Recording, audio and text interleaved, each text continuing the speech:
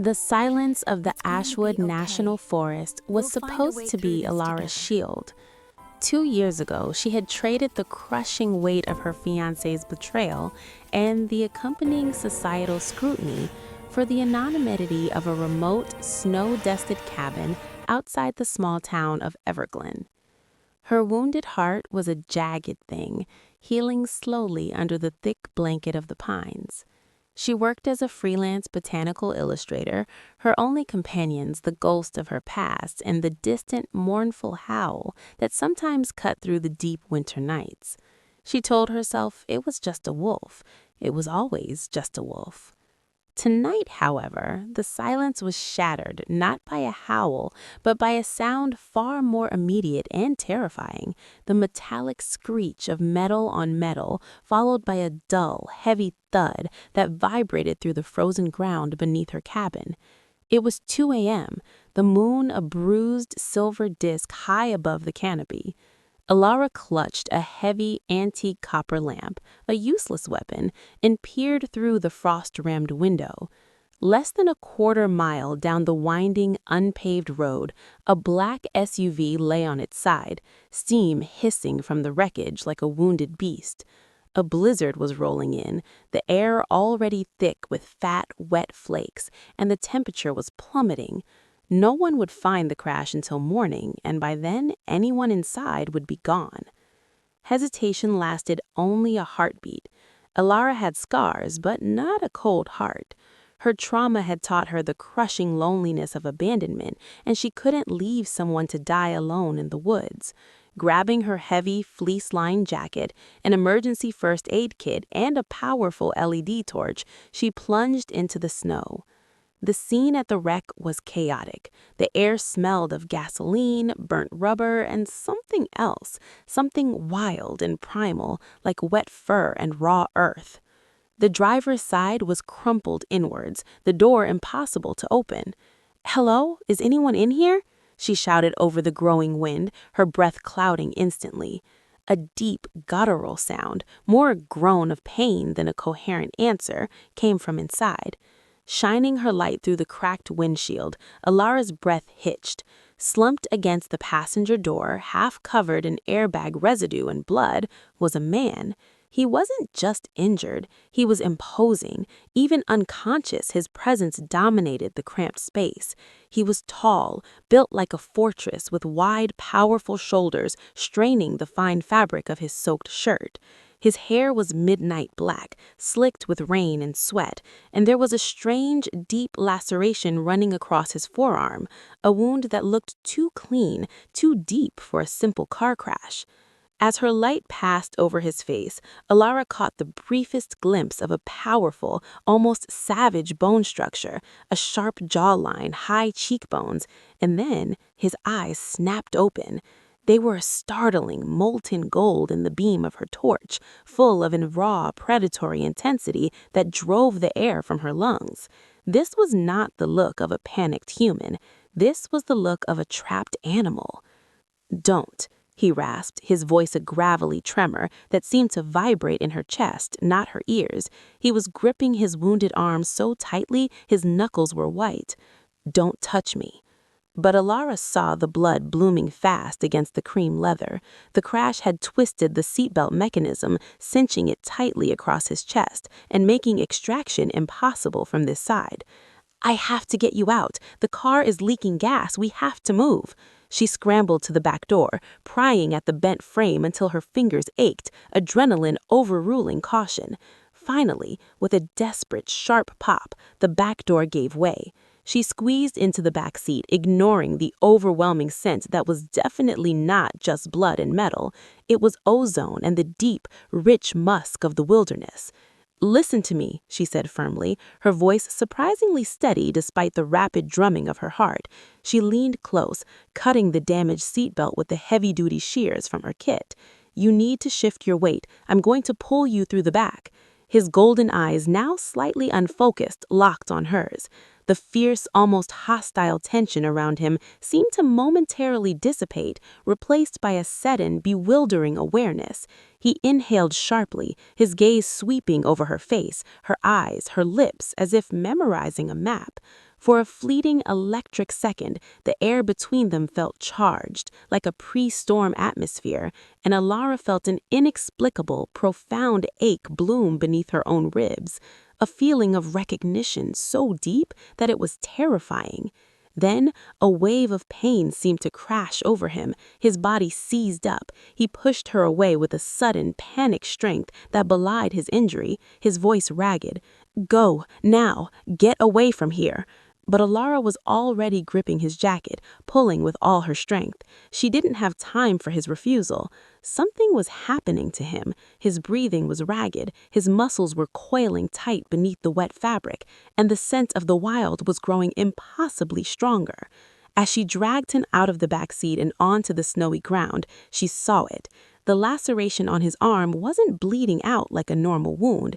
It was stitching itself closed, knitting the skin together an impossible time. He collapsed against her, a heavy, dead weight. "Alara," he murmured, his voice a low, possessive growl, using her name, a name he shouldn't know. His hand clamped around her wrist with an agonizing pressure, pulling her close against his chest, which was now heaving uncontrollably. "Mine." A primal magnetic energy pulsed from his body into hers, flooding her with an emotion she couldn't name, a mix of desperate longing and fierce protection. The snow fell faster, obscuring the world. The only thing she could see, could feel, was the man in her arms, his golden eyes flickering shut, his last conscious word echoing the fear and the inexplicable pull that had just yanked her into a world she never knew existed.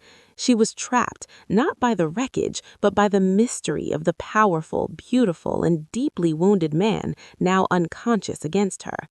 The storm intensified into a blinding white chaos, forcing Alara to abandon any thought of calling for help. Even if she could get a signal, a rarity in this deep pocket of the Ashwood forest, no one would risk the pass tonight. She was alone with the wreckage, the gasoline fumes, and the enormous, mysterious man whose grip on her wrist had finally loosened as he sank into unconsciousness. The word he'd spoken, "mine," echoed in her mind, a strange possessive declaration from a total stranger who somehow knew her name. She had to focus on survival. Dragging him toward the cabin was an impossible task. He was too heavy, too large, a solid mass of muscle and bone. She spotted the crumpled backseat blanket, miraculously dry. Alara carefully covered him, shielding his head from the worst of the snow, and rummaged through her kit. The impossible speed of his wound closing still unnerved her, but his skin felt hot, radiating a feverish warmth that was alarming in the frigid air. "This is going to hurt," she murmured, even though he was out cold. She quickly administered a strong pain reliever and anti-inflammatory from her emergency kit, meant for sprained ankles and minor woodland injuries, not whatever this was. Then she noticed the tracks leading away from the car, partially obscured by the heavy snow. They weren't human footprints. They were large, deep paw prints, the size of a small dinner plate, heading directly into the densest part of the forest, almost perfectly parallel to the skid marks. She shuddered, recalling the haunting wolf howls she sometimes heard. Just a wild animal scared off by the crash, she told herself, but the primal fear deep in her stomach whispered differently. Realizing she couldn't move him, Alara made the high-stakes choice. She would stabilize the area and wait. She used branches and a few remaining car parts to fashion a makeshift windbreak around him, covered him with every piece of heavy fabric she owned, including the prized quilt her grandmother had made, and sprinted back to the cabin. She returned 10 minutes later, armed with a thermos of hot herbal tea, a lantern, and a piece of heavy rope. The plan was reckless but necessary. She would use the rope to slowly drag his weight on the snow-slicked ground, inch by excruciating inch. It took over an hour of agonizing effort. Alara's lungs burned, her muscles screamed, and the chill bit deep. But the man, this silent, powerful stranger, remained perfectly still, his feverish heat the only warmth she felt. Finally, she managed to haul him across the threshold and into the small, fire-lit sanctuary of her cabin. Inside, the warm air hit the stranger's skin, and he stirred, groaning. His eyes, those startling gold eyes, fluttered open, fixing on Alara. The hostile intensity was replaced by a confusion that seemed raw and vulnerable. "Where?" he mumbled, his throat tight.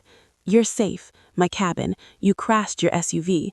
Alara whispered, collapsing onto the rug beside the hearth, exhausted. "Don't try to move. You're badly injured."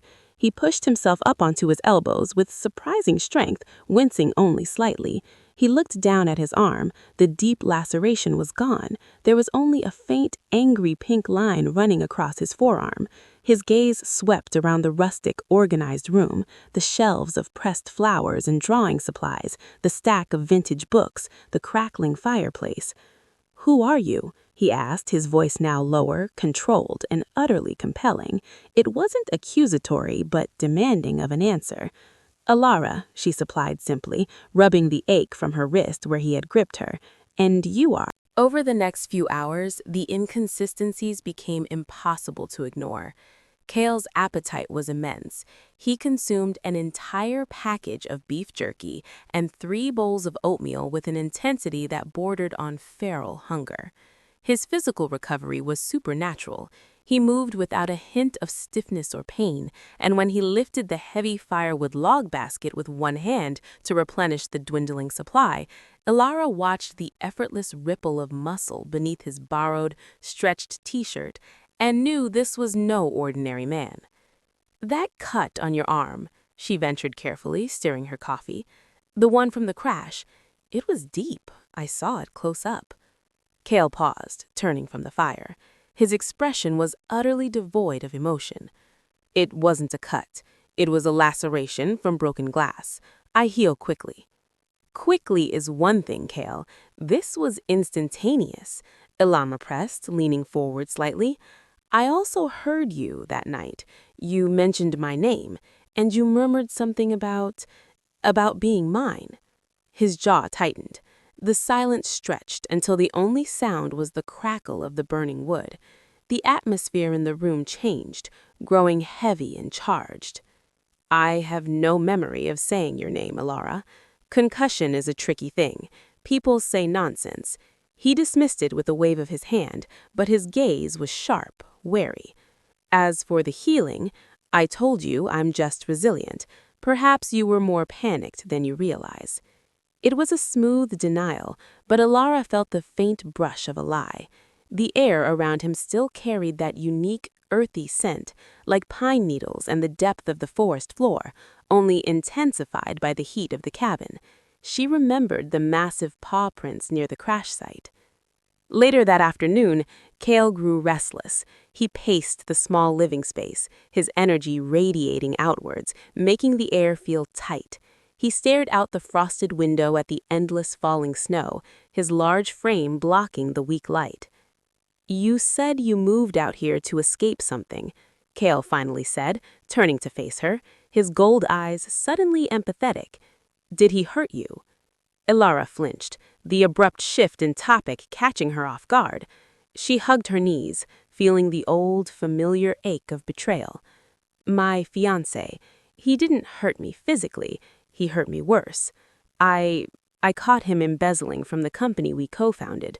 When I threatened to report it, he orchestrated a media campaign, made me look like the unstable, greedy partner, took everything. I left before the shame could break me entirely." "He sounds like a coward," Cale growled, and the sheer protective fury in his tone made Alara look up, startled. It was the first truly human emotion she'd seen from him, pure, unfiltered outrage on her behalf. "It was 2 years ago," Alara whispered, the old pain resurfacing. "I'm trying to start over. This cabin, the woods, they're my sanctuary." Cale crossed the room in 2 strides and knelt before her, his large hands resting lightly on her knees, the warmth of his touch radiating through her denim. "No one deserves to be treated like that, Lyra. You have eyes like a clearing after a storm, pure and honest. He wasn't worth the mud on your boots." His words, simple and fierce, were a balm to the chronic ache of her past. They were words her old friends had failed to provide. His proximity was intoxicating. He smelled like the wild, like the strength of the winter forest. She felt an overwhelming urge to lean into the solid comfort of his chest, to let his strength take the burden of her old life. "Why are you here, Cale?" she asked softly, the question more a plea for connection than an inquiry about his destination. He pulled back slightly, the familiar guardedness returning like a shield snapping into place. "I was following a lead, a job. It's complicated, dangerous." "Dangerous how?" He stood up, walking away from her, and stared into the fire. "Dangerous enough that you should forget you ever saw me. I need to be gone as soon as this storm breaks. It's not safe for you to be connected to me." The rejection, though framed as protection, was a cold shard to her already tender heart. She felt the echo of her past, the feeling of being discarded. "I saved you, Cale. You're trying to push me away because you think I'm weak, aren't you?" He turned swiftly, his face tight with controlled emotion. "Never. I know you're strong, Ella. You dragged me out of a wreck in a blizzard. But there are things about the world you don't understand, things that can break you without warning, and I won't be the one to bring that wreckage to your door." His refusal to share, to allow her closer despite the cosmic connection she felt, only deepened her curiosity. He was hiding a monumental secret, a secret that had led him to crash his vehicle and talk in his sleep about her name. He was an alpha male, protective and deeply wounded, caught between a hidden life and the unexpected warmth of her sanctuary. Lyra knew, with a sudden, fierce conviction, that she wasn't going to let him simply walk away without answers. Her past had taught her to be a survivor, not a victim. The uneasy truce established between them lasted through the night, a silence heavy with Cale's unspoken secrets and Lyra's simmering curiosity. The morning brought an abrupt, blinding break in the weather. The sun hit the fresh snow, turning the forest floor into a glittering, dangerous landscape. Cale, recognizing his window of opportunity, was instantly mobilized. "The storm has passed," he said, pulling on the heavy boots. "I have to leave now, Lyra. Before—" He trailed off, looking suddenly stressed. "Before what?" Lyra challenged, crossing her arms. She stood in the doorway, blocking his exit, a small, stubborn obstacle against his massive frame. "Before you have to explain the miraculous healing, the gold eyes, or why you sounded like a heartbroken beast when you said my name?" Cale sighed, running a frustrated hand through his dark hair. "You don't understand the forces at play here. This isn't some romantic drama. It's life and death. And you're safer if you forget I ever was here. I survived my ex-fiancé trying to ruin me. I think I can handle a handsome stranger with a dramatic secret," I countered, refusing to budge. "Tell me something, Cale. Just one truth." He looked at her then, truly looked at her, and the intensity in his gaze was almost overwhelming. It was the same profound sense of recognition she had felt at the crash site, a cosmic, undeniable pull. His expression shifted, softening into a reluctant tenderness that made her breath catch. "The truth is," he murmured, taking a step closer, "every minute I spend here, I put you in danger. But also, every minute I spend here, I feel a peace I haven't felt in a decade." Before Lyra could process the weight of that confession, a new sound sliced through the fragile calm of the morning. It wasn't the distant howl she was used to, nor the crack of a falling branch. It was a sharp, metallic ping, followed by the distinct clack of a long-range rifle being armed. Cale's protective instincts kicked in instantly, bypassing any remaining denial. The gentle man vanished, replaced by a coiled, ready predator. His hand clamped around Lyra's arm, yanking her back so hard she stumbled against his chest, crushing her against the solid wall of his body. The sheer, effortless speed of his movement was frightening. "Get down," he commanded in a low, fierce growl, pushing her hard behind the heavy wooden fireplace mantel. He spun, his gold eyes scanning the dense tree line outside the window, his entire body tense. "What was that?" Lyra whispered, adrenaline spiting through her. Trouble. They found me. Cale gratted out, his voice laced with venom. Hunters. He didn't elaborate on what kind of hunters, but the panic in his eyes was explanation enough. He moved to the small table where her kitchen knives lay, large chef-grade steel. He grabbed the sharpest one, his movements efficient and terrifyingly practiced. You stay low. Don't make a sound. If they breach the cabin, you run out the back door, don't look back, and hide in the ravine behind the stream. Understand? Lyra was shaking, but the fear was tempered by the fierce, encompassing protection radiating off him. He wasn't just guarding himself, he was prioritizing her life above his own escape. She nodded, wide-eyed. Good. Don't worry. I won't let them touch you. He looked at her one last time, a dark, desperate determination burning in his eyes, before taking up a position near the heavily curtained window. A shadow moved in the edge of the woods, then another. They were figures in dark tactical gear, moving with unsettling speed and coordination across the snow.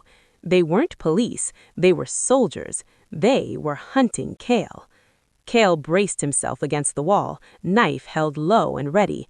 They're after the car's scent trail. They know I'm injured and contained by the storm. They'll expect me to be weak. The knife? Cale, you can't take on armed men with a kitchen knife, Lyra gasped, clutching the corner of the mantel. It will slow them down. That's all I need. He inhaled deeply, a sound that wasn't quite a breath, but a low, vibrating rumble that seemed to emanate from his core. The front window suddenly exploded inward with a deafening crash, glass raining down onto the rug. A figure in a black balaclava stood framed in the opening, aiming a rifle. Cale moved. He was a blur of...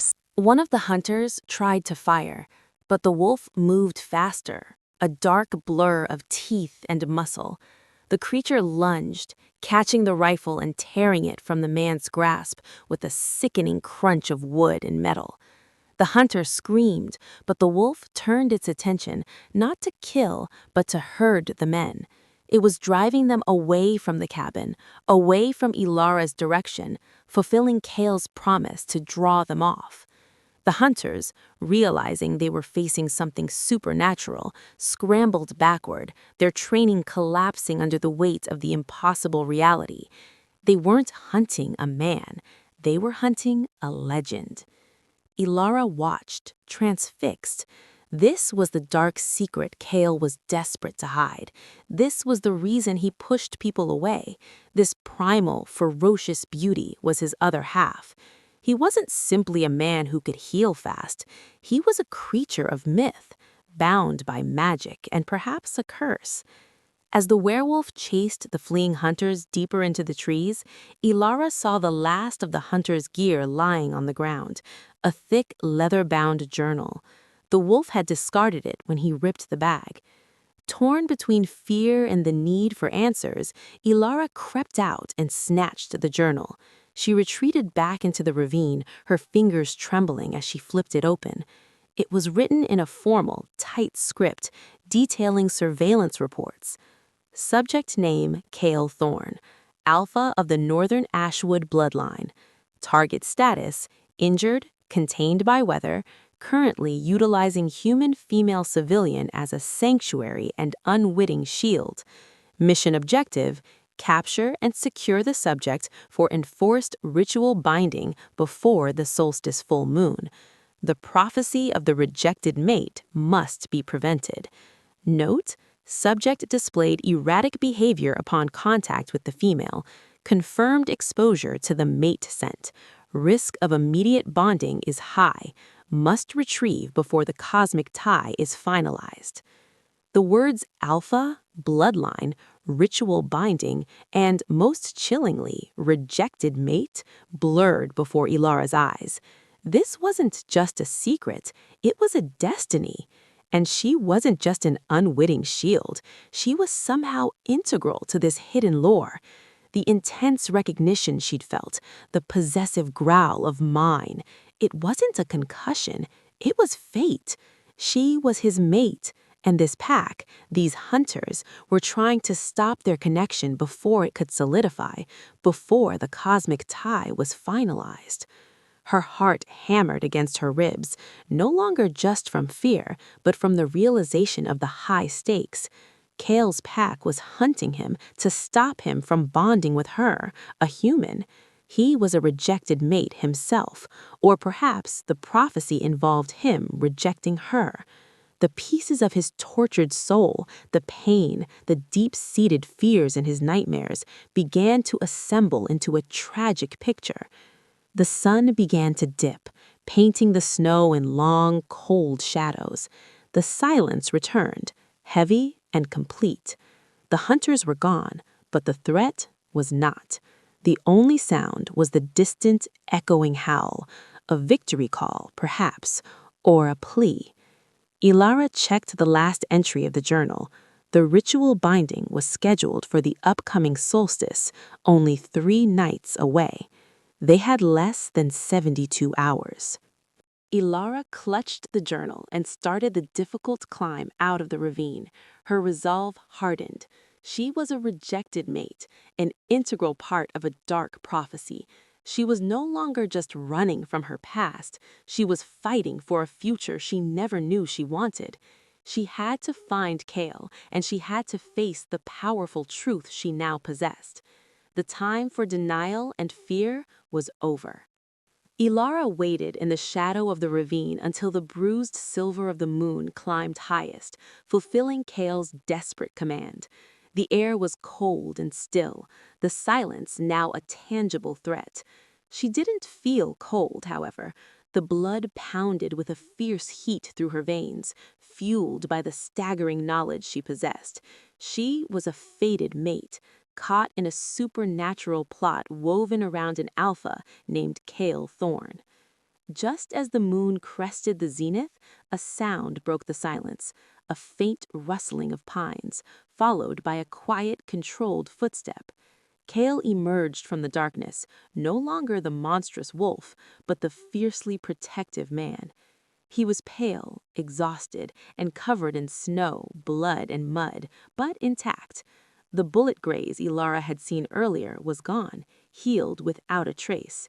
The remnants of his shredded clothes hung off his powerful frame, a testament to the savagery of the fight. He saw Lyra standing there, holding the lantern, and stopped dead. His golden eyes, still carrying the residual wildness of the shift, widened in relief, then narrowed in sudden, sharp fear. "Lyra, you're safe," he breathed, crossing the remaining distance quickly. He wrapped his arms around her, pulling her against his chest in a powerful, desperate embrace. The heat radiating off him was intense, and Lyra clung back, feeling the solid, unwavering strength that had saved her life. "I'm safe because of you," she murmured into his shoulder, then pulled back, holding the hunter's journal out to him. "But I'm not ignorant anymore, Kale." Kale's gaze fell on the thick leather cover, and all the residual tenderness drained from his face, replaced with a devastating mix of defeat and rage. He snatched the book from her hand, his expression growing hard and cold as he recognized the insignia. "You read this?" His voice was low and dangerous, stripped of all vulnerability. "I read about the Ashwood bloodline, the ritual binding, and the prophecy. I read my name, or my role, the rejected mate." Kale's eyes slammed shut in a tortured moment of silence.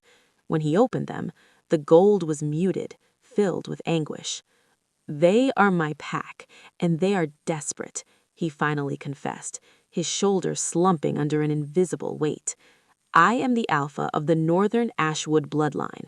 I left the pack years ago to avoid this destiny they think I owe them. They want me bound to a female they choose, someone who will stabilize the bloodline and keep the status quo. They believe my pairing with a human will destabilize the entire region." He stepped away from her, putting a deliberate, painful distance between them. The protective instinct was warring savagely with his self-assigned duty to protect her by pushing her away. When you touched me at the crash site, the bond snapped into place. The fated mate tie. It's impossible to ignore. It's why I knew your name. It's why I said, mine. Lyra felt the cosmic significance of his words, the confirmation of the soul-deep recognition she'd felt. But you're rejecting it, and me to protect me? I have to, he gratted out, turning his back to her, unable to face the pain he was inflicting. They won't stop, Lyra. They are the hunters you saw. If I acknowledge the bond, if I claim you, they will consider you the greatest weakness of the Alpha. They will use you, hurt you, or kill you to control me. He turned back, his expression a mask of chilling finality, a self-imposed betrayal meant to save her. I'm giving you a choice, a final chance to walk away. He took a deep breath, and the words he spoke next were the most painful she'd ever heard, delivered with a flat, cold tone that was utterly manufactured. Forget the destiny, forget the feeling. I may be an alpha, and you may be the mate, but the truth is, I do reject the bond. I can't, I won't be tied to a human who doesn't understand what this world demands. The pack is right. It's impossible. You are weak, fragile, and utterly exposed. Go back to your broken human life. I'll make sure my pack believes I have successfully pushed you away. The rejection hit Lyra like a physical blow, worse than any betrayal she'd suffered before. It was a rejection not just of her, but of destiny itself, a deliberate, high-stakes sacrifice of their connection. But Lyra saw the flicker in his gold eyes, the raw, profound pain of his own self-betrayal. He was lying. She walked towards him, closing the distance he'd tried to enforce, and pressed her palm against his still heaving chest. She felt the heavy, relentless beat of his heart, a human heart and a wolf heart, both breaking. You're a terrible liar, Cale Thorne, she said quietly, her eyes shining with unshed tears, but her voice strong. That wasn't a choice for me. That was a choice for yourself, to sacrifice your own happiness because you think my life is more important than your destiny. She gripped the remnants of his shirt. I am not weak. My old life was broken, yes, but I didn't run here to hide. I ran here to heal. And I found you. This is a choice I'm making with open eyes. If I'm the rejected mate, then this prophecy is wrong. I refuse to be discarded again, not by a coward who was running from fate. His composure cracked, a low, ragged sound, halfway between. Then that's our target, Lyra declared, standing up. The fear was still a cold knot in her stomach, but it was overridden by purpose. Tomorrow, before the sun rises, we get that ledger. We use the remaining time to copy it, disseminate it, and prepare for the confrontation on the night of the solstice. Cale crossed the room to her, his movements radiating power and commitment. He took her hands, his thumb tracing the delicate curve of her wrist, right where his grip had first crushed her. Lyra, what you are doing, facing my world, my pack, my destiny, it's a sacrifice. You could still walk away. No, I can't, she said, raising her chin, meeting his intense gold gaze. You told me you felt peace here. I felt a recognition of home I never thought possible. That connection, Cale, is worth fighting for. And the prophecy? The rejected mate isn't the woman who runs. It's the woman who refuses to be rejected, who forces the true alpha to choose the right path. Cale brought her hands to his lips, kissing her knuckles with deep reverence. Then tonight, we seal the bond, not with magic, but with trust. And tomorrow, we face the pack as one. He led her to the small bed, not for passion, but for the grounding security of a shared purpose. They lay close, fully clothed, speaking in low murmurs, of strategies, of the terrifying power he wielded, and of the quiet life they both yearned for. For Lyra, lying next to the massive, powerful shifter, feeling the steady rhythm of his heart against her back, the chaos outside seemed distant. She had chosen her destiny, and the slow-burn romance was now a fire of commitment, fusing her human strength with his wild power. The commitment forged in the storm and sealed by destiny hardened into action. They woke before the faintest blush of dawn, the air inside the cabin cold, but the shared purpose radiating between them providing a vital warmth. Cale was focused, his golden eyes sharp and decisive. He had discarded the tattered remnants of his clothes and dressed in a set of Lyra's unused, heavy-duty woodland gear, dark layers that surprisingly fit his powerful frame, masking the bulk of his muscle. He moved with a silent, controlled grace, every motion conserving energy, a stark contrast to the reckless driver Lyra had met. "The unit is in a remote depot on the outskirts of Everglen," Cale briefed, tracing a path on a tattered map Lyra used for botanical field trips. "It's far enough from the pack's main territory that my scent won't draw immediate attention, but close enough that we have to move fast before they widen their search parameters." "I know they know I'm the key now," Lyra stated, packing a small rucksack with necessary supplies, copying paper, the emergency sat phone for data transfer only, no calls, and her camera for documentation. "They'll find the cabin if they search the area. If they find it with all the stuff missing, they'll assume we're still here or heading towards a pack sanctuary." "They won't expect us to head into town, into human territory," Cale confirmed, the corner of his mouth curving into a grim smile. "It's the safest gamble. You know Everglen. You get us through the checkpoints and into the depot. I get us past the locks and the sensors." This was their dynamic, her human logic and knowledge of the world, his shifter strength and primal intuition. They were two halves of a powerful, unconventional whole.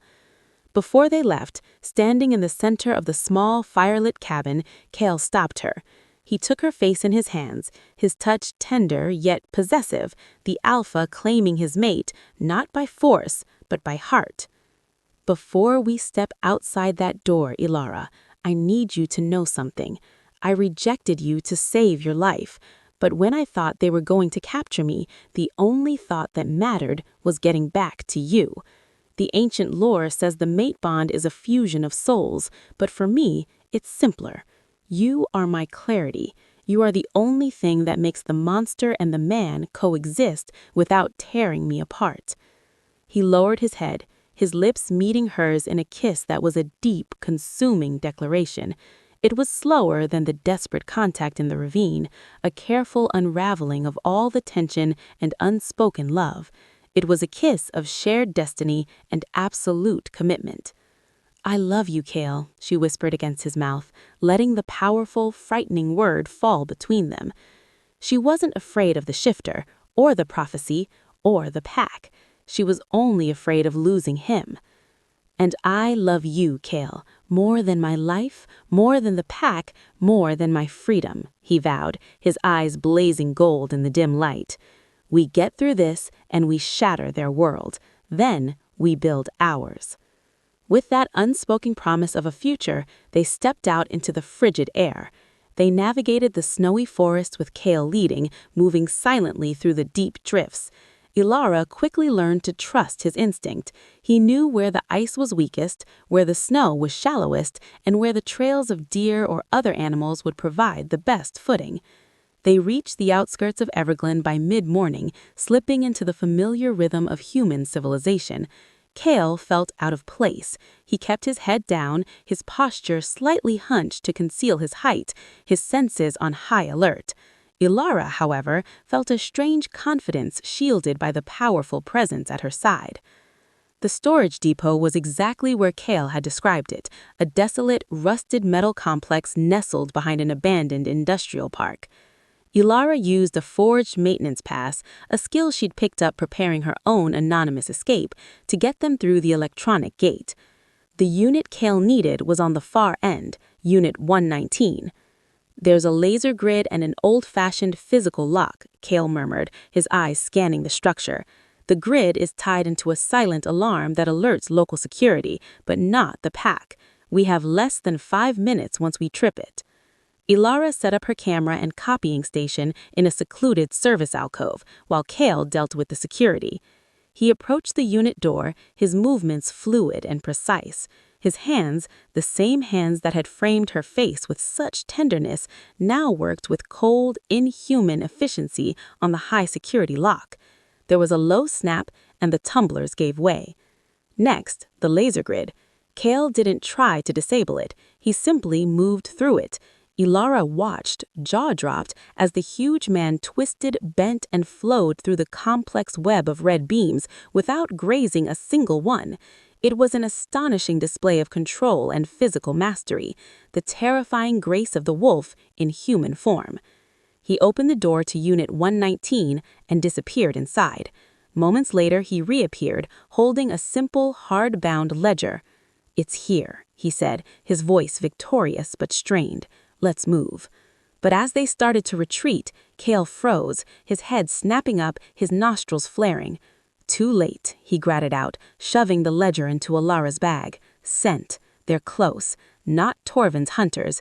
This is a higher level of threat." Around the corner of the depot, a sleek, black sedan, far more polished and subtle than the hunters' rough SUVs, cruised slowly into view. The driver was an older man, silver-haired, impeccably dressed in a tailored suit, with eyes that held the cold, calculating cruelty of an apex predator.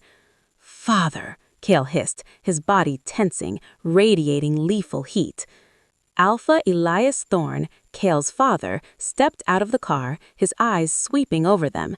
He carried no weapons, relying solely on the raw intimidation of his alpha command. "Cale, my errant son." Elias's voice was smooth, chillingly polite.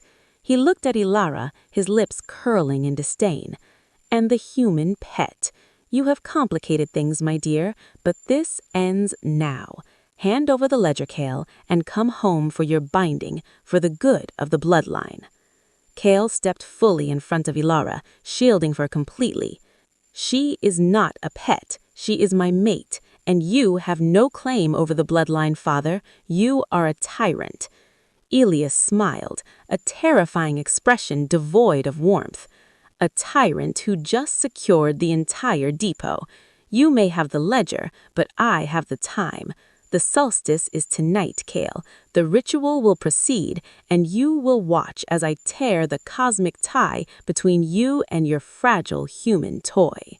The air around Elias Thorne crackled with cold, authoritative power, the raw, dominating scent of a seasoned alpha. He didn't need to shout. His presence alone was a weapon. The depot, once a place of human clutter, felt like a cage. "You have until sunset to return to the territory, Cale," Elias commanded, his voice carrying the inescapable cadence of pack dominance. "Come willing, and the human lives. Return to your cage, and I will ensure she is simply exiled, her memory of you wiped clean. Resist, and I will make the breaking of your bond a very public, very painful spectacle." Cale's massive frame was rigid, his muscles coiled, but he didn't immediately launch an attack. He knew his father's power was absolute in this moment, especially against an injured alpha. "You violate the ancient law, father, and you know it," Cale ground out, his voice low and dangerous. "You've impoverished the outlying packs. The elders will listen to the evidence in this ledger." Elias let out a chilling, humorless laugh. "The elders follow power, Cale, not parchment. Your rebellion is pathetic. You cling to a human when the bloodline demands strength. That, my son, is your fatal flaw." He glanced. "Torvin, you will pay for this," Cale roared, his transformation half completed, his voice shifting between the human and the beast. He managed to rip the side mirror off the truck, but Torvin sped away, disappearing down the main road. Elias stood over his son, regaining his composure, his silver fur bristling with victory. "She is ours now, Cale, and you will follow her, or you will lose her forever. The choice is yours. The solstice ritual begins at midnight." Cale fell back into his human form, screaming his mate's name, the sound of his anguish echoing across the empty depot. He had the ledger, the proof, but the pack had his heart. He was alone, desperate, and the final brutal confrontation was only hours away. Kale felt the cold, hard desperation settle in his soul. He was an alpha without a pack, standing on shattered asphalt, his mate captive, and the solstice moon rising. But Ilara's sacrifice, her quiet strength in the face of his father's tyranny, had armed him with the single greatest weapon, truth. The ledger was uploaded, sent to the one neutral elder Kale trusted most. Now he had to trust that the seed of doubt would bloom. The paralyzing agent Torvin used was fast-acting but temporary. Ilara would be conscious, trapped, and used as bait. Kale knew the location, the ancient pack circle, deep in the mountains, a place forbidden to humans, where the binding rituals were performed under the full moon. He retreated to the wreckage of his cabin, the place where their bond had first sparked. He grabbed the remaining few essentials, the scent of Ilara clinging to the fabric and wood, strengthening his resolve. He spent the few remaining hours preparing, not for a fight, but for a confrontation of power and lore. He knew he couldn't win a physical war against the entire pack, but he could win a war of succession. As the deep violet twilight yielded to the black starry night, Kale shifted, the transition smooth and instantaneous this time. He needed the speed and primal awareness of the wolf to navigate the old pack trails. The black alpha wolf ran, a silent, powerful shadow, driven by the heart of his captive mate. He reached the summit overlooking the pack circle just as the solstice moon, huge and brilliant, began its final ascent. The scene below was solemn and tense. The large, open circle was ringed by the entire northern Ashwood pack, hundreds of shifters, all in their human forms, dressed in ceremonial dark robes, their faces illuminated by roaring bonfires. The elders, a council of 7 ancient, powerful shifters, sat upon a raised stone dais, their expressions severe and watchful. At the center stood Elias, fully shifted to his silver wolf form, radiating arrogant dominance. Next to him, Torvin held a struggling, paralyzed Ilara. She was forced to kneel on the cold stone, dressed in a borrowed ceremonial white gown, her dark hair stark against the pure fabric. Her eyes, though wide with fear, locked onto Kale's figure on the hill. She gave him a tiny, almost imperceptible shake of her head, a warning against recklessness. On the other side stood Lyra, the purebred shifter chosen to be Kale's forced mate, a beautiful woman whose features were drawn with clear reluctance and pity. The elder alpha, his voice booming with ritual authority, began the ceremony. "We are here on the solstice, the peak of the lunar cycle, to witness the binding of Alpha Kale Thorn to his rightful mate, Lyra, securing the stability and strength of the northern Ashwood bloodline for the coming century." Kale didn't wait. He launched himself down the slope, landing with a heavy thud inside the circle, instantly shifting back to his human form, his body steaming slightly in the cold night air, his power radiating outward to challenge his father's. The entire pack surged, surprised and enraged. "I challenge this ritual!" Kale's voice, amplified by his alpha power, cut through the pack's angry shouts. He ignored his father's furious, silent snarls. "You call her a weakness, father? She is the strength of the new bloodline." Kale's gaze found Ilara, trapped and paralyzed on the stone. He projected every ounce of his love, his commitment, and the cosmic force of their bond towards her. Ilara, sensing his energy, used the last reserve of her will. She reached out, her hand trembling, brushing the stone. At that exact moment, the solstice moon hit its peak, bathing the circle in pure, white light. The power of the lunar zenith, combined with the true, powerful bond between Kale and Ilara, triggered the prophecy's final stage. The air shimmered. Ilara's skin, where it touched the sacred stone, began to glow faintly. A pulse of soft, powerful silver light erupted from her, shooting straight into Kale's chest. The cosmic tie was complete, not by ritual, but by destiny. Kale felt a terrifying, glorious flood of energy. He hadn't just gained the strength of his bloodline, he had gained the clarity and unwavering loyalty of his mate's human heart. The fusion was instantaneous and profound. He was the strongest alpha the Ashwood had seen in centuries. He didn't need to transform, he simply projected his will. I am the alpha of the Northern Ashwood. I accept my mate. I challenge the rule of Elias Thorne. Release the human. The command was absolute. It ripped through Elias's failing dominance, shocking the entire pack. Torvin, caught in the wave of raw alpha submission, involuntarily dropped the paralyzing agent's syringe. Elias, weakened and exposed by the elder's looming trial and the sudden overwhelming power of his son's true bond, crumbled. His silver wolf form shrank slightly, a gesture of defeat. Cale ignored his defeated father. He rushed to Lyra, scooping her paralyzed body into his arms. The pure silver light faded, but the bond remained, a tangible, humming warmth between them. Elder Ronan stood again. The challenge is acknowledged. The proof is sound. Elias Thorne is stripped of his alpha title and will face trial at dawn. The bloodline is stabilized. The prophecy of the new true alpha is fulfilled.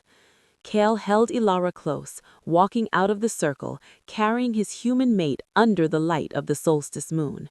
The entire pack parted, silent and submissive, bowing their heads to the new alpha and their unconventional, powerful mate. They had won. They had shattered the tradition and claimed their destiny. The days following the solstice were a blur of intense activity, yet filled with a profound, steady peace Lyra hadn't known existed. The paralyzing agent wore off completely within a few hours, leaving her drained but unharmed. Cale kept her wrapped in a blanket near the fire, in a secluded temporary lodge deep within the main territory, refusing to let her out of his sight. The pack's acceptance, born of necessity and awe, was surprisingly swift.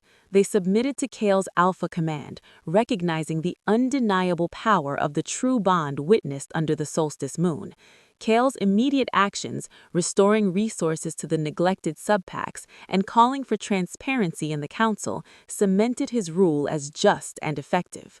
Elias Thorne and Torvin were swiftly imprisoned pending the final judgment of the elders, effectively neutralizing the external threat. The lodge, rustic but warm, became their new sanctuary. Cale, finally shedding the heavy mantle of the hunted and the fearful, began to truly relax into his role and his bond. He spent hours simply holding Lyra, drawing quiet strength from her presence, his golden eyes resting on her with an expression of quiet wonder. "I still can't believe you did that," Cale murmured, running a gentle hand through her hair as she sketched by the firelight. "I'm just focusing on the upload button," Lyra teased softly, but her smile faded as she looked up at him. "Cale, when the light hit, when the tie snapped into place, what did you feel?" He closed his eyes, inhaling deeply, the scent of her, pine and ink and something uniquely hers, grounding him. "Everything. Before you, my power was raw and volatile, prone to rage. I was afraid of it, afraid of the wolf. When the bond sealed, I felt a flow of silver energy, but it wasn't just power, it was balance. It was your calm, your logic, your ability to forgive yourself and heal. The prophecy was right. The bond stabilizes the alpha, not because you're a powerful shifter, but because you're a strong, unwavering soul." Lyra's trauma, the deep-seated feeling of being betrayed and discarded, was finally healing under the weight of his unconditional acceptance. The man who was terrified of closeness now clung to her presence like a lifeline. "And you," she mused, tracing the outline of his strong jaw, "you are my courage. You taught me I don't have to be afraid of the wreckage. We can rebuild here, together." The only lingering questions now were about their future. Cale, as the alpha, was bound to the territory and the pack. Lyra, though accepted as the alpha mate, was still human. "The cabin," Cale began, his voice hesitant. "We can keep it, a place to retreat. But you are my Luna, Lyra. We need a home here, in the territory, where the pack can see your strength and you can guide me." "I'd love that," Lyra agreed immediately. "But what about the human world, my work, my sister when she eventually realizes I haven't answered a single email in a week?" Kale smiled, a flash of genuine wolfish delight. We adapt. You can still illustrate. We will build you a dedicated studio. The pack has resources and connections. We can manage